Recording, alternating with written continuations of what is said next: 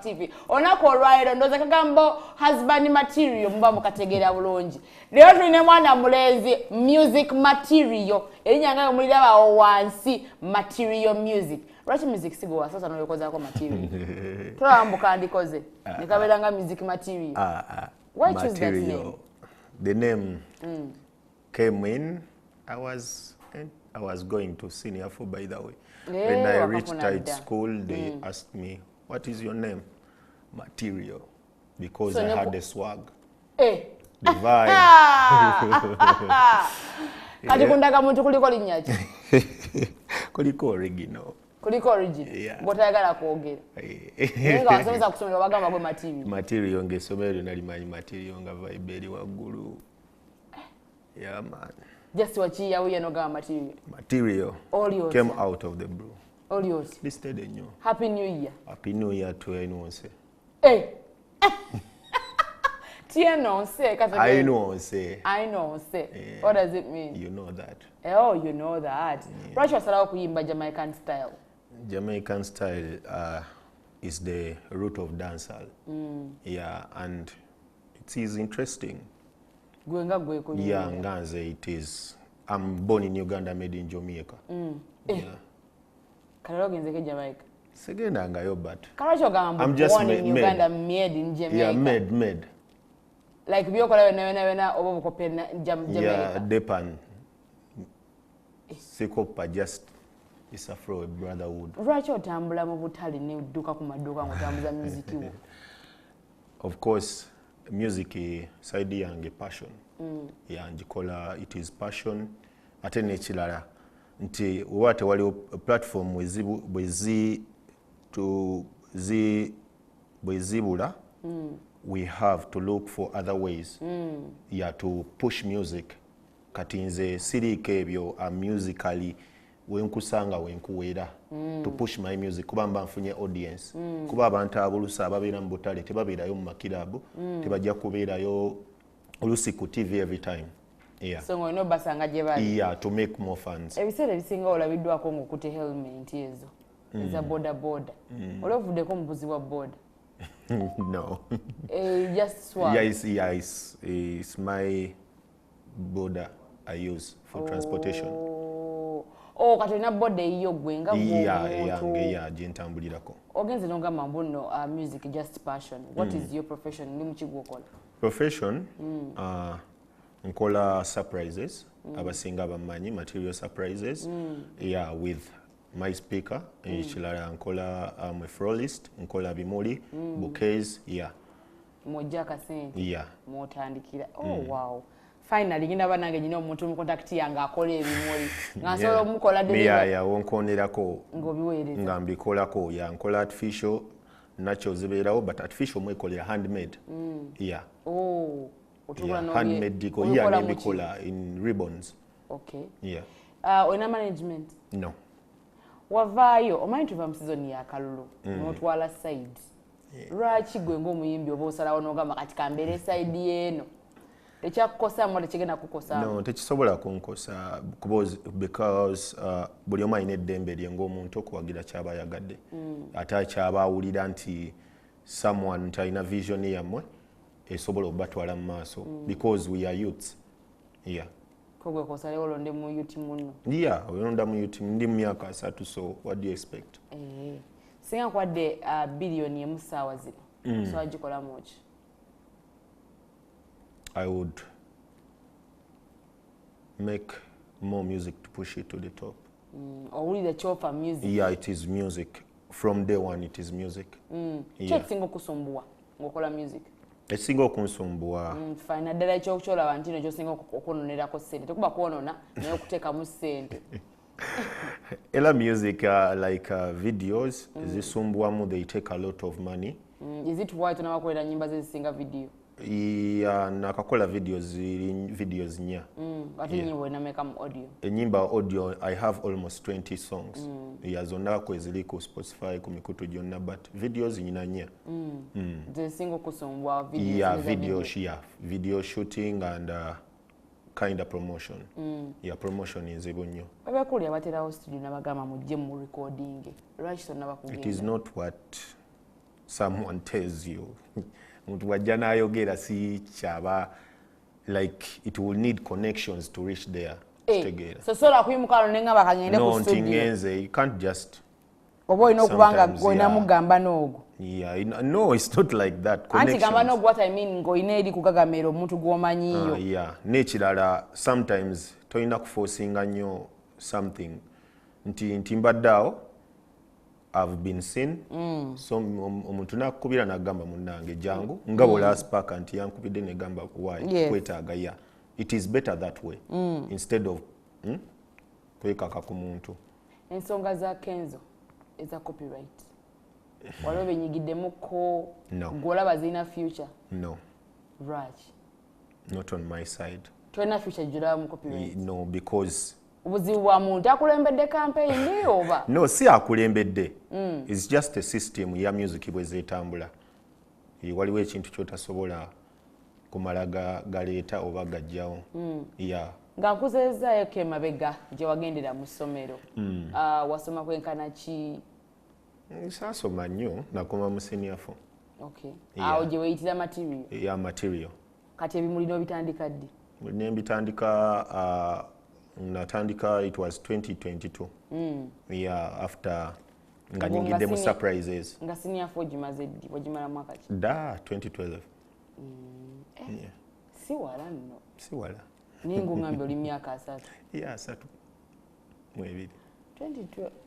Sijja bagamba kila naye muyinza okumbalira emyaka. Kintu kye kisinga okunyumira gwe ng'omuntu? Music all the way. Ate kisinga okunyiiza? Ekisinga okunyiiza okubanga siyimba. Bubanga twimba. Kati saazo kyogamba onyiize?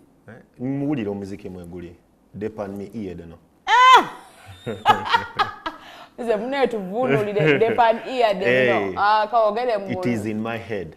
Depan the head.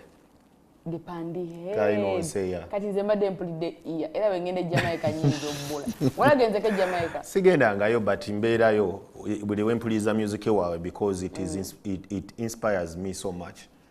Ate sibakopako nti we inkopako music not their ways because me ne ribonda bayo ina ya Jamaica. Yeah, Jamaica. Toinako ya Uganda. Uganda ali musayi. Spice official yagenda kujja Uganda. Singa wafuna opportunity emu meeting. Walogena muyamba kuyambe kuchingo. Jeko collaboration. Meeting is enough because I've been posted by a couple of Jamaicans. Nga bampostinga because sometimes inkube nyimba zaabwe ku street live and the clips was going viral ne was posting first was Busy Signal and Conscience D Major ne bampostinga. Yeah. Kati wawulira otya? I felt good because they recognized while some Ugandans can't recognize you. Yeah. Wala basindikideko ku message? Yeah, I sent messages. But Instagram? Yeah, Instagrams, but only the recognition was enough because it put me somewhere. Conscience we yajja wamulabako? Nah, I tried to talk to the organizers, but they didn't respond to me. But I wanted to be on stage with him because he posted me 2 times, but I tried to reach out. Nenga Conscience abali bagala omulaba bamulaba. Conscience nga yabeera wano n'asiibawo. Twabula kate kumuwa ndaga muntu abeere muna Uganda. I tried because they will always know that you were posted 2 times. Naba kujjako interview, they cannot even connect you back. So sometimes obiraba bulabi nongamba Holland. Kintu kyo yagala okyusa music industry gwenga Material. Okwagaliza. Olowooza kigenda beerawo? Gwe muli mutima. Yeah, I feel it can. Kati gwe okozeewo ki? No, sinaba kubeerayo like officially or professionally, but we natuukayo nja kwagaliza because there are many talents down. Omuntu omwagaliza otya? Okay, let me assume I have a show or a concert. If I have someone down. Nenga nkubuza mu Luganda oziramu mu Luzungu. Tetuli Jamaica mkwana. Okay. Okay, me go and do this like this, you know, with the pan back. Luganda language. You know what I'm saying? Yeah, straight. Nti bemba nyinayo ka concert or a show. bwe mba nyinayo omuntu gwe mmanyi nti gundi akuba nga muto, at least awul njamuwa oluyimba lumu, ojamuwayo oluyimba ajje ku stage ashininge naye, because mba mutapinze in my audience, mba mutadde mu audience yange.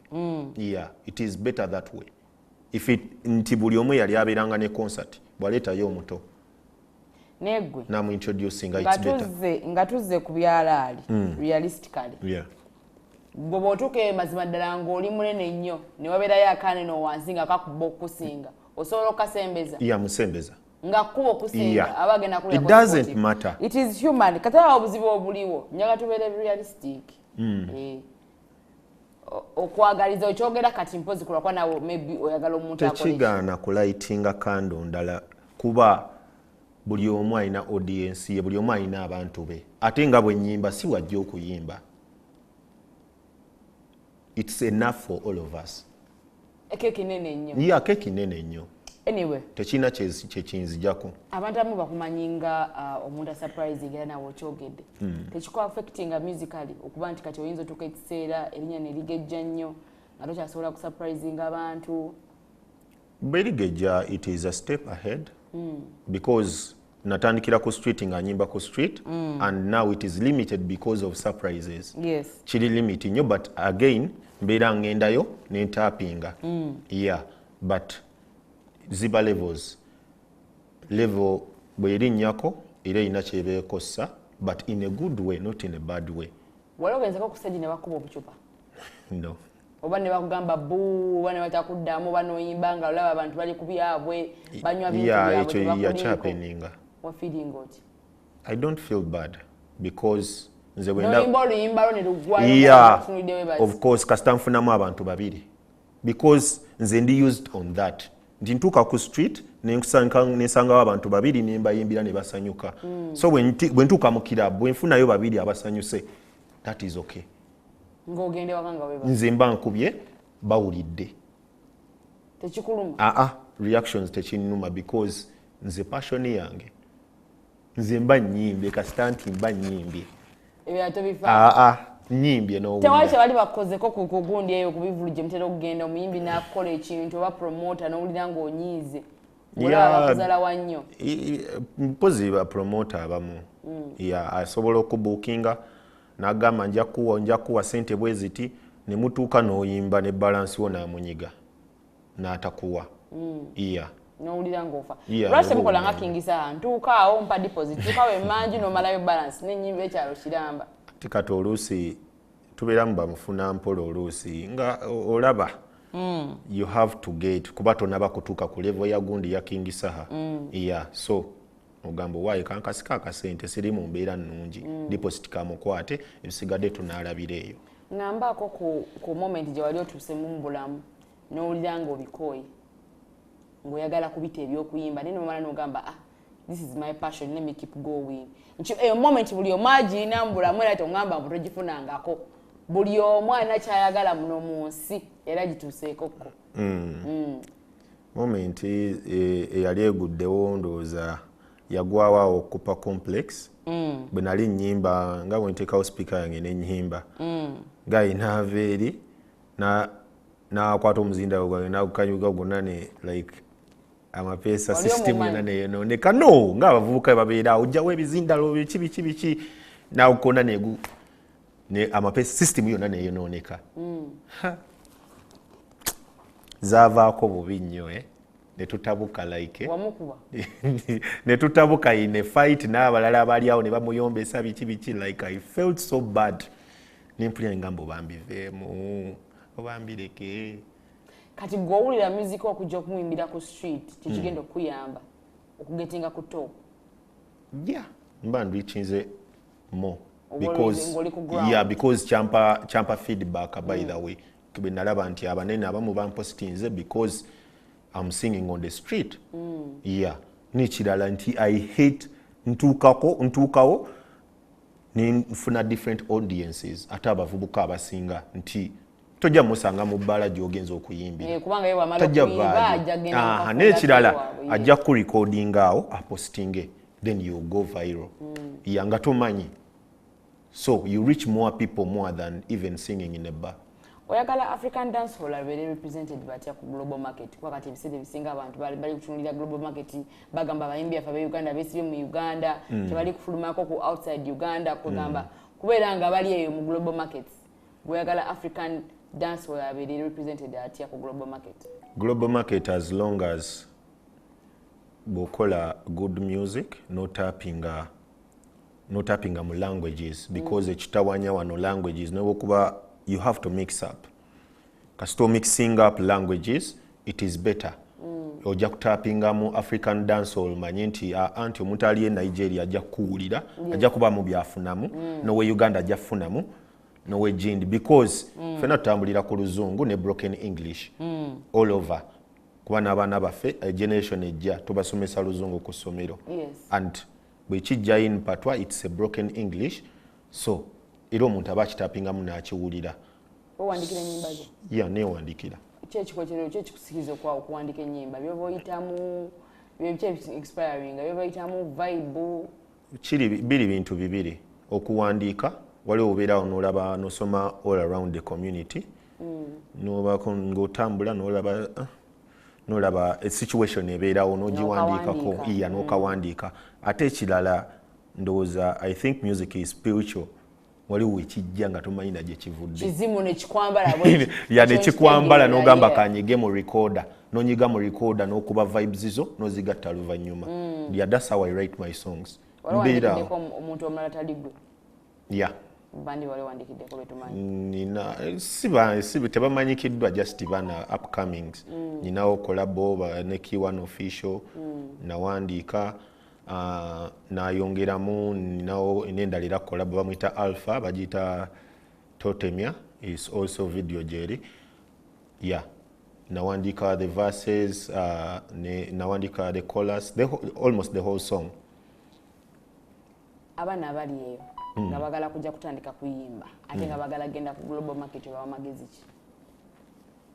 I think buli mwana ali eyo nga ayagala kuyimba alina okukozesa any possible mean gy'aba alina. Nga nze bwe natapinga in mu street nawe oba olaba nti no nyina kukola kino, don't be shy. Kirumbo okikole. If you are good at social media ng'osharinga oba ng'okola videos challenges, keep on. Bw'oba osobola okuyingira street giyingire totya tofaayo, just do what you feel you want to do. Yeah, hustle yo ng'omuntu. Kati kambuza ekibuuzo odatinga. Are you in a relationship? No, I'm a single father. You're a single father? Yeah. Naye kati bw'oliba ofunye girlfriend tekisobola kuswazaamuko nga akulaba ogenda ku street kuyimba? No. If you're bothered with that, then you don't love me.